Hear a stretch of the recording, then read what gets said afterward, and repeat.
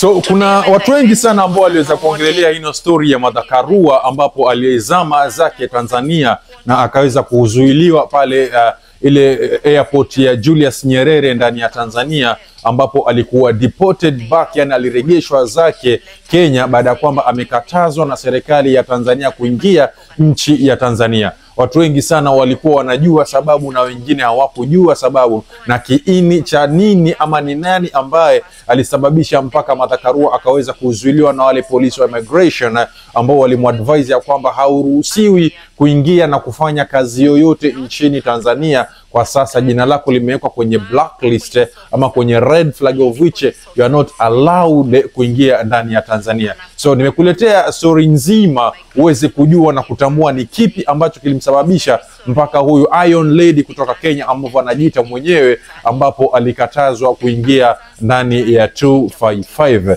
So the thing is like this. Martha Karua mwanzo tujue kwamba ni lawyer ambaye anasimamia East Africa, ni lawyer ambaye ako na vibali vya kutetea yeyote ndani ya East Africa. Endapo mtu yuko Uganda, mtu yuko Somali, mtu yuko Kenya, mtu yuko Tanzania, endapo atapatikana na kesi yoyote ile, Martha Karua amesomea sheria ya hizi nchi kama za East Africa. Mmoja wa wale kama tuseme ni watu ambao wanasimamia makesi kutetea pia kuenda kusaidia yeyote yule. Asa kama tunavyojua wengi ya kwamba Tanzania sahino imeingia kwenye mwaka ambao wanaenda kufanya uchaguzi wa kuchagua viongozi wao, kuanzia kiongozi wa mkoa mpaka yule rais ambaye wataamua wenyewe kama wataka mwingine ama wataendelea na yule. Na kama tunavyojua vile vile pia Tanzania iko na mtu ambaye ndio anapinga serikali kwa ukali, ambapo alipinga serikali toka serikali ya Magufuli, alijaribu juu chini ili aweze kuipinga kwa juhudi zake zote. Na time hino ya Mama Samia, huyu jamaa ambaye anajiita Tundu Lissu aliweza kuleta a certain movement ndani ya Tanzania ya kwamba akaita kwamba if there's no reform then there'll be no vote. Yani kama hakutakuwa na reform, yani kama hakutakuwa na mageuzi yoyote ndani ya Tanzania, especially masuala mazima ya uchaguzi ama masuala mazima ya wale ambao wanasimamia uchaguzi, basi hakutakuwa na kupigaji wa kura. So nikambe kama alikuwa amekashifu serikali ama alikuwa ana lazima ya kugeuza ile katiba ya Tanzania ya kwamba kama hakutakuwa na reform, kama hamtawahi reform Tanzania kama nchi ya Tanzania, kama serikali ya Tanzania, basi hakutakuwa na upigaji wa kura. So huyu ni mtu ambaye sio mtu kwenye serikali, mtu ambaye yuko nje. So people were like the government of Tanzania walikuwa wanajiuliza huyu akisema hivi anamaanisha nini? Je, anataka kuplan vita ndani ya Tanzania? Anataka kutuletea vita ndani ya Tanzania? Anataka kutuletea mauaji ndani ya Tanzania? Kwa sababu yeye amesema kama sisi hatutageuza mfumo mzima wa upigaji wa kura, basi hakutakuwa kabisa na upigaji wa kura Tanzania. Ni kipi ambacho anamaanisha? Ndio pale ambapo akaambiwa amepatikana na kosa, wenyewe wanaita there's a certain word in Swahili, lakini in English it's a treason, treason of which anafaa kunyongwa ama anafaa kuwekwa gerezani milele, asitolewe, akufie gerezani. Tundu Lissu that is. So kulingana ile kesi ambayo Tundu Lissu ameshikwa nayo ndani ya Tanzania ni kwamba anataka kuvunja katiba ya Tanzania. Anataka yani ni kama anataka kupindua serikali ya Tanzania. Of which kosa la kupindua serikali ndani ya Tanzania, ndani ya Kenya, ndani ya Uganda, adhabu yake ni treason. Of which treason inamaanisha kwamba endapo utenda jela, basi wewe utenda jela maisha yako yote, ama uchukuliwe kamba, unyongwe because you have committed a treason case. So that's what huyu ambaye ndio ni kama upinzani mkubwa na Tanzania ambayo Tundu Lissu ndo anahukumia. Na last time ambapo ulikuwa na wakati wa Magufuli, jamaa alikuwa na certain movement pia vile vile, ambapo alikuja akatishiwa kwa kupigwa bastola takriban 7, lakini jamaa Mwenyezi Mungu akamsaidia na hakufariki. Lakini sasa tunavyoongea Tundu Lissu ameweza kuwekwa gerezani, hana uwezo wa kufanya campaign kwa sababu anataka kufanya campaign ili aweze kujitetea kwa wananchi, aweze kusimamia yani aweze kusimamia ili aweze kuwa rais pia naye vile vile ndani ya Tanzania. Na kama tunavyojua, Tanzania iko na wasomi, Tanzania iko na watu wanaojua sheria, na wale ambao wanajua sheria na Tanzania ambao wanafaa wamtetee Tundu Lissu, wengi wao wale ambao ni mashuhuri ama ambao ni wanasikizwa zaidi kwenye serikali, wamechukuliwa upande wa serikali. Sasa Tundu Lissu ameachwa watu kidogo sana wa kumtetea. Ndio maana Tundu Lissu akaona sasa msaada wake ambao atopata kwingine ni kutumia lawyers ama ni kutumia watu wengine ambao wako na ujuzi wa kushughulikia sheria ndani ya Tanzania nje ya Tanzania. Ndio pale kina Martha Karua wakaingilia kati. Mara ya kwanza Martha Karua aliweza kwenda ndani ya Tanzania akaweza kumtetea Tundu Lissu, akajaribu juu chini, lakini baadhi ya wabunge ndani ya Tanzania waliweza kumuona, wakampa onyo kali Martha Karua na kumwambia kwamba shughulikia na masuala ya kwenu Kenya, tuachie masuala yetu wenyewe hapa tutayasaidia. Kitu ambacho hawajui ni kwamba Martha Karua pale hakujipeleka mwenyewe, japo Martha Karua pale ameenda kikazi kama lawyer ambaye anasimamia kama customer wake, yani of which ameenda amemsimamia Tundu Lissu kwenye ile kesi yake. Kwa sababu mara ya kwanza alipoenda hakuweza kuenda kizimbani because Martha Karua kitu ambacho alikuwa anataka, alisema kwamba mleteni Tundu Lissu hapa kizimbani ama mleteni Tundu Lissu hapa kwenye court ili aweze kujitetea na sisi tumsikilize kwa pamoja. Lakini ile court ya Tanzania ilisema kwamba Tundu Lissu hawezi kuruhusiwa kutoka gerezani. Kitu ambacho Tundu Lissu atasaidiwa ama kitamfanya afike ama kauli yake isikike ni mtu aende akamsikilize kule, alete yale maneno ambayo Tundu Lissu ameweza kuyaongelelea.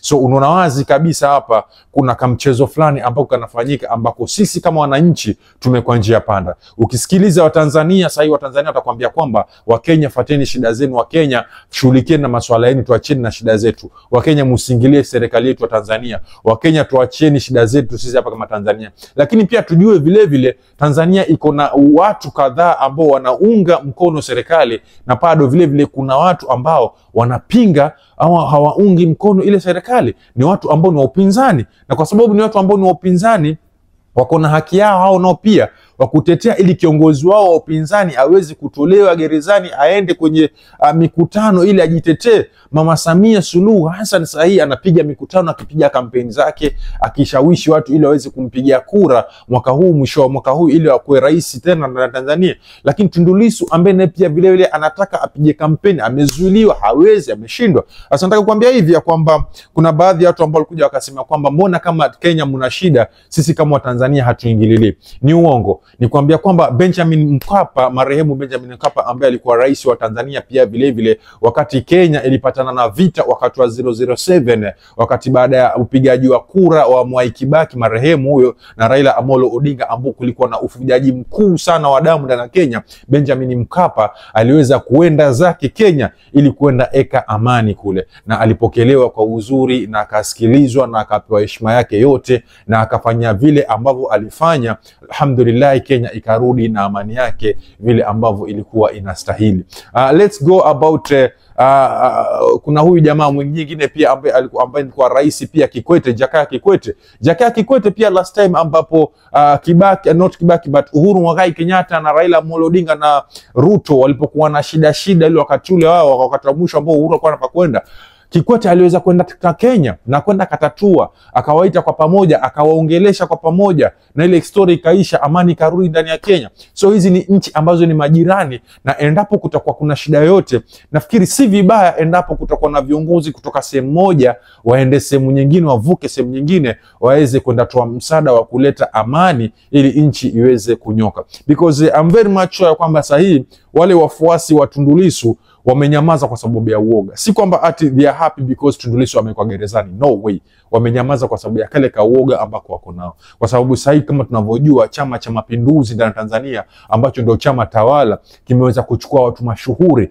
kimeweza kuchukua waimbaji ambao ni mashuhuri, kimeweza kuchukua watu ambao yani wana uwezo wa kukonvince watu ili wawapige kura. Na hichi chama chingine nacho pia kina watu wake vile vile, lakini once ukiongea ama once ukipaza sauti kutetea upande wa Tundu Lissu, chama cha Chadema, that is Chadema, uko hatarini, chuma chako kiko hatarini. Ni mfano tu mzuri tunaweza kuwapiana wa Kenya, ambapo sasa hii ukiwa Kenya, endapo utamkashifu William Samoei Ruto hadharani, basi wewe pia utakuwa hatarini. Tuliweza kumuona yule ambaye alikuwa naibu wa rais William Samoei Ruto, ambapo alikuwa kwenye hadhara akimtukana Ruto, mwisho wa siku kulipelekwa gari karibu 50 kwa nyumba yake ili kuweza kumkamata.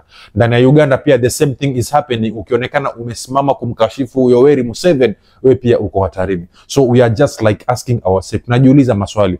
Je, huyu rais wa Tanzania mama yetu, rais wa Uganda na rais wa Kenya, je, ni kitu kimoja? Tunaanza kujiuliza, hawa watu ni kitu kimoja? That is the question that we need to ask ourselves at the moment, kwa sababu vile vitu ambavyo wanavifanya ni vitu ambavyo vinaendana. Sasa nimeanza kuona kwamba kuna baadhi ya wabunge ndani ya Kenya kama kina Babu Owino wameweza kuweka tishio tayari kwa Tanzania ama Mama Samia, akawaambia kwamba Mama Samia, kama unatuzuia sisi tusiweze kuingia kwa nchi yako, basi pia wewe usiwahi kuingia Kenya. Hivyo ninavyosema. Kikweli sitarajia masiombi ifikie huko, kwa sababu Tanzania na Kenya ni watu ambao ni mandugu, na sioni haja gani ya kwamba tuanze kushikana au kuzuiliana kwenye airport ama na mipaka kwenye airport ya kwamba wewe huruhusiwi kuingia ama wewe unaruhusiwa kuingia kwa sababu wewe unafanya hivi na hivi ama wewe unafanya hivi na hivi. I don't think if that is going to be a nice thing. Tuweze kumsikiliza Martha Karua hapa before tuendelee. Today when I went, it was a normal day. I gave my passport and I was asked what I was going to do in Tanzania, and I said I was a guest of the East Africa Law Society. They asked me for an invitation letter. I said I didn't need one. It's a membership organization. I'm one. And the officer told me to go and see the supervisor. He first went away with my passport. Then he came and asked me to see the supervisor.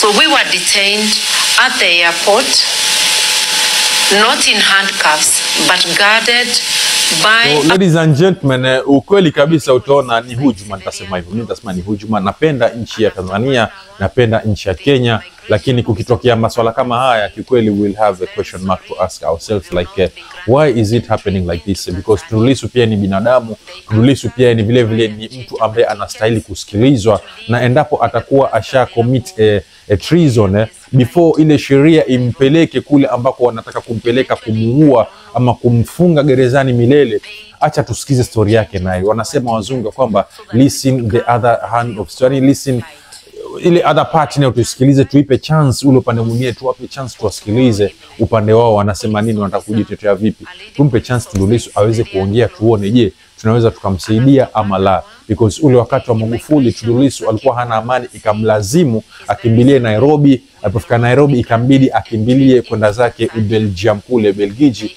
ili kukimbia zile zama ambazo zilikuwa ndani ya Tanzania. Na Mama Hassan alipoingia kwenye uongozi, Tundu Lissu aliweza kurudi Tanzania kwa sababu alijua wazi kutakuwa na amani. Lakini kitu ambacho alikuwa hakijui ni kwamba ule mzimu wake ambao unamtafuta bado uko kwenye serikali ya Chama cha Mapinduzi. Na hivi tunavyoongea ni kwamba jamaa ameingizwa ndani na hana mtu yoyote wa kujitetea.